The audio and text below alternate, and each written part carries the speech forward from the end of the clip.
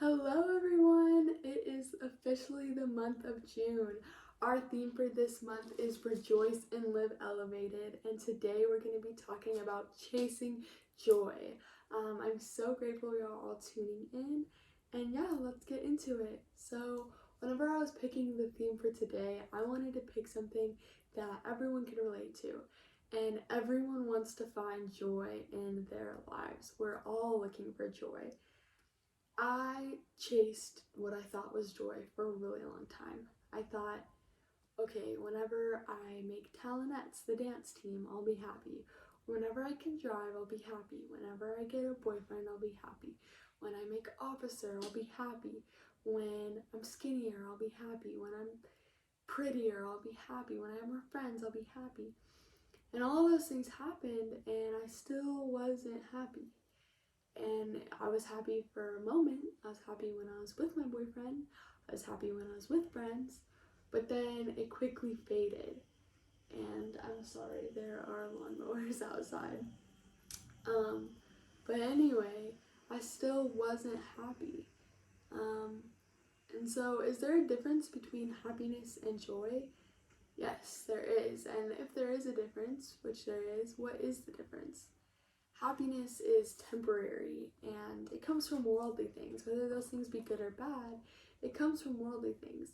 And it's based on our circumstances, it's situational. Joy, on the other hand, is regardless of our circumstances. It's always there, it's eternal, it's long lasting, and it comes from God. It comes from things of God. So I was thinking about how many times it says in the Bible, and they did rejoice. It seems like they're such happy people. How many times in the Bible does it say, and they did rejoice, and they were happy? I read somewhere that said that in the Bible it says the word rejoice 3,657 times. That is a lot. So let's look to the Bible on how we find joy in our lives. In Matthew 5, verses 11 through 12, it says, "Blessed are ye when men shall revile you and persecute you, and shall say all manner of evil against you falsely for my sake. Rejoice and be exceeding glad, for great is your reward in heaven, for so persecuted they the prophets which were before you." So it says, when people are mean to you, and when people discriminate you, when people call your names for Christ's sake, be happy, rejoice. And that's kind of odd to me, because why would we be happy that people are persecuting us? But it says, great is your reward in heaven. And this is a common theme in the Bible, that something hard happens or the saints go through a trial, but they still rejoice. It's this cycle. Something bad happens, the Lord helps them, they rejoice. But they don't rejoice because the Lord helps them. They have joy throughout because of Jesus Christ. They choose to rejoice in the moment. Happiness is something that happens to us. It's a side effect of our situation. And joy, to rejoice, is a choice. It's a choice and it's a reaction to the things that happen around us that we have to choose. In 1 Peter chapter 1, verses 6 through 9, it says, "Wherein ye greatly rejoice, though now for a season, if need be, ye are in heaviness through manifold temptations, that the trial of your faith, being much more precious than of gold that perisheth, though it be tried with fire, might be found unto praise and honor and glory at the appearing of Jesus Christ, whom having not seen ye love, in whom though now ye see him not, yet believing ye rejoice with unspeakable joy and full of glory, receiving the end of your faith, even the salvation of your souls." So again, it says here that they are in temptation and trial, and that they are finding joy. It says unspeakable joy and full of glory. Greatly rejoice. So again, we see this cycle. And it's not because the Lord helps them that they find joy. It's because of the foundation that they have within Christ. When we fall into temptation and trial, we can count it joy because the Lord is on our side. James 1:2 says, "My brethren, count it all joy when you fall into diverse temptations." We can find joy because we know that the Lord is on our side.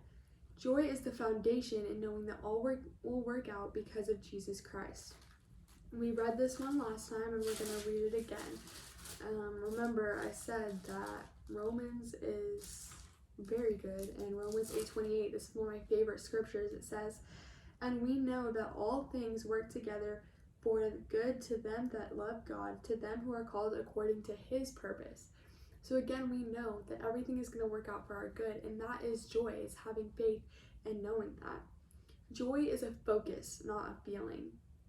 Hebrews 12:2 says, "Looking into Jesus, the author and finisher of our faith, who for the joy that was set before him endured the cross, despising the shame, and is set down at the right hand of God on the throne." The right hand of the throne of God. Jesus, the cross was not joy. The cross was not joyous. It was not a happy time. But the joy before him was the guaranteed outcome of the sacrifice that he was going to make for us. The sacrifice for our sins, for our sorrows, for our deaths, that we may live again. Joy is focusing on Jesus Christ and the guaranteed outcome that the things will work for our good because we love God. We can focus on the outcome of knowing we will be with Christ again and feel his presence and strength that he promises us here today. When we follow Jesus Christ, we will find joy in our lives. We're going to flip back to Matthew, and we're going to flip to Matthew chapter 4. We're going to read the story, the Come Follow Me story. It says in verse 18 through 20, it says, "And Jesus, walking by the Sea of Galilee, saw two brethren, Simon called Peter, and Andrew his brother, casting a net into the sea, for they were fishers. And he saith unto them, Follow me, and I will make you fishers of men. And straightway they left their nets and followed him." So a little context, they weren't just fishing for fun. Fishing was their livelihood. So this is like Jesus saying to you right now, leave your job, quit your job today, and follow me. Would we be willing to do that? Because sometimes to find joy, to find Jesus, we have to leave things in life, whether it's friendships or relationships. Sometimes the answer is to leave those things and follow him. Now, I want to address that I'm not saying that a positive attitude and stronger faith is going to make you happy in this life.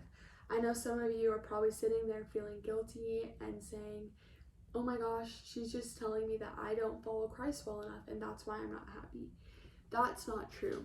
Mental illness is a real thing, and mental illness tries its best to steal joy, but it cannot, because joy is not a feeling, it is a focus.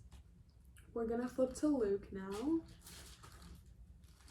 and we're going to read a story about this. We're going to flip to Luke chapter 8. And we're going to be in verse 43 through 48. "And Jesus, and a woman having an issue of blood 12 years, which had spent all her living upon physicians, neither could be healed of any, came behind him and touched the border of his garment, and immediately her issue of blood was stanched. And Jesus said, Who touched me? When all denied, Peter and they that were with him said, Master, the multitude thronged thee and pressed thee, and sayest thou, Who touched me? And Jesus said, Somebody had touched me, for I perceived the virtue is gone out of me.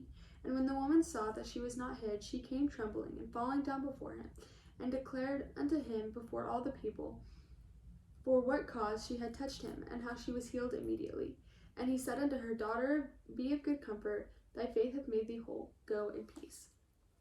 So I promise, if you are struggling with a mental illness, maybe you've tried like her, she spent all her living on doctors. Maybe you've tried everything that you could to be happy, and nothing is working. Jesus will work. Jesus will heal you. And I'm not saying that he's going to take away your mental illness, because he might not.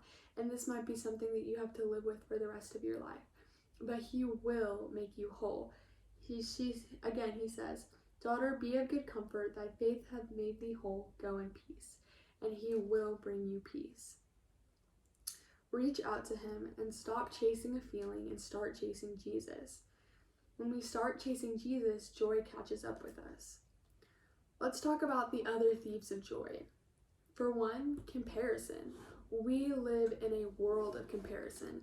I feel like there is so much pressure to be happy in our world. to be living our best life and to be thriving. And we're all so focused on that. Am I happy enough? Am I pretty enough? Do I have enough friends? Do I go out enough? Stop looking side to side and start looking up, because again, joy is not a feeling, it is a focus. It's Colossians 3:2 says, set your affection on things above, not on things on the earth. Perfectionism, that's another thief of joy. Stop looking directly in front of you at all the things you have to get done of your huge to-do list and start looking up, because you can't do it all and you won't be happy like that. Stop looking back at past mistakes and the what ifs and the should haves. The past is to be learned from, not lived in.